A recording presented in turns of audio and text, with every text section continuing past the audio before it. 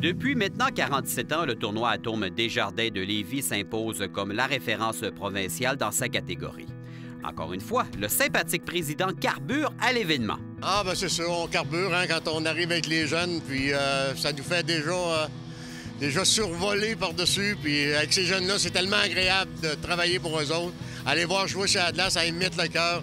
Donc, on est obligé de mettre notre cœur à leur service. À leur service, mais cette passion, elle perdure année après année pour toi. Oui, je pense que oui. Ça fait 19 ans comme président, là, puis je pense que j'aime autant ça que la première année. Puis là, je regarde en avant quand m'arrêter. On verra bien. La qualité du produit et ce, toutes catégories confondues, donne toujours un excellent spectacle. Un nombre impressionnant de formations se donne rendez-vous. Cependant, le travail débute assez tôt. C'est-à-dire, bien concrètement, les inscriptions sont terminées au mois de septembre. Donc, on a déjà commencé en mai-juin à recevoir les inscriptions des équipes. Assez que maintenant, c'est énormément d'associations d'hockey mineur qui enregistrent les équipes à l'avance, même si les équipes ne sont pas déjà construites ou déjà bâties. Ils inscrivent quand même les équipes dans toutes les catégories pour être sûr d'être au tournoi de Lévis. Donc, on en refuse tout le temps 60, 70 chaque année, là, parce que le deadline est rendu le mois de septembre. Et plus on s'inscrit rapidement, plus c'est signe que le tournoi est très crédible aussi. Ah, bien c'est sûr. C'est que les gens, ils tiennent à venir ici. C'est que les gens, ils savent, ils en entendent parler. On n'est pas comme une campagne de publicité. Là. On ne fait pas de publicité dans les journaux tous les semaines pour avoir des équipes. On n'a pas besoin de faire ça. Les équipes savent que Lévis, ça a une réputation, ça a une renommée, puis qu'ils vont être bien de venir à Lévis. Et venir jouer au hockey à Lévis nécessite la présence de parents accompagnant leurs enfants. Ceci permet d'ajouter au dynamisme de la ville et au grand plaisir du député de Lévis, François Paradis, qui voulait répondre présent à cette ouverture officielle. Parce qu'il y a une notion de respect là-dedans.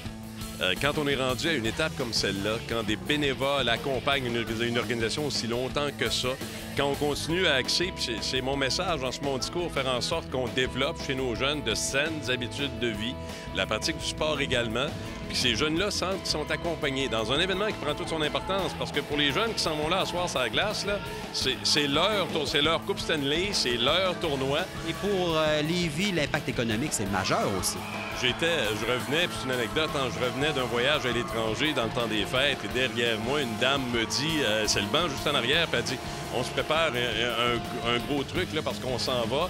La dame représente les Aigles de Saint-Jean-sur-Richelieu, puis elle dit, on s'en va au tournoi national Atome de Lévis, puis elle dit, on va être 50, puis on couche à Lévis. Alors, nos hôtels sont pleins, nos restaurants sont pris d'assaut, les gens d'affaires sont heureux.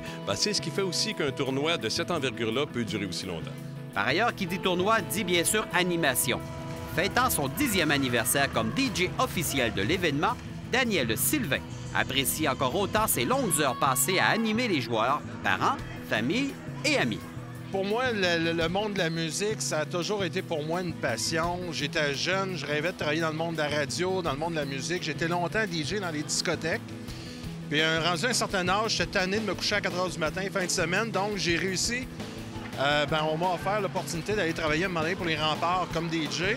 Donc, ça me permettait de continuer à travailler dans le milieu de la musique, mais en me couchant à une heure raisonnable. Un peu plus, ça peut être moyen. Oui, puis c'est ça. Puis à chaque année, écoute, c'est un plaisir de venir ici, voir les bouts de choux, voir les parents.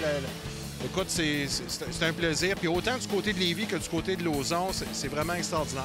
Et la recette d'un bon DJ? C'est toujours de savoir mettre la bonne chanson, la bonne mélodie au bon moment. C'est sûr que, il vient de se passer un jeu plate. Tu peux pas mettre une toune trop joyeuse. Dans les moments plus hop, là, on y va, effectivement, il y a des choses plus joyeuses. C'est toujours de savoir, en bon français, gager. Est-ce que tu travailles avec les mêmes logiciels que tu fais au Capitole, au Rempart ou encore ici? Oui, toujours. J'utilise... Vois-tu, moi, j'utilise mon matériel à moi, c'est mon laptop. D'ailleurs, c'est avec ça que je fais la musique, entre autres, au Jet 3A, au GA. C'est le même logiciel. Remarque, c'est pas le logiciel le plus performant. Là. Il y a des endroits dans la Ligue nationale de hockey qui ont des logiciels qui valent des milliers de dollars. Puis, honnêtement, moi, j'aime ce que j'ai. C'est pas très onéreux, mais ça fait le travail. Le tournoi national Atome Desjardins de Lévis est l'un des nombreux événements de hockey à se tenir dans la grande région. Allons rencontrer une personne qui assiste à plusieurs tournois. pour Hockey Québec, représente beaucoup, mais il représente beaucoup aussi au point de vue économique dans toutes les régions. Ici, nous avons 70 tournois et festivals dans la région qui génèrent des millions et des millions, il faut être sûr, des nuitées, des hôtels, restaurants, tout ce que vous voulez. C'est très important.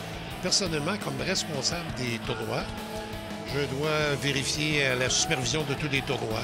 Si les tournois respectent les règlements administratifs d'Hockey Québec, m'assurer que les tournois pour l'an prochain vont être sanctionnés et faire le suivi sur tous les tournois et tous les problèmes qui pourraient venir ou souvenir durant, avant ou pendant et après les tournois.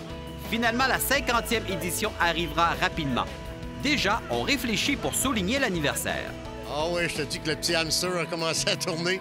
Effectivement, on réfléchit, on cherche des événements entourant le hockey, bien entendu, parce que c'est du hockey qu'on fait.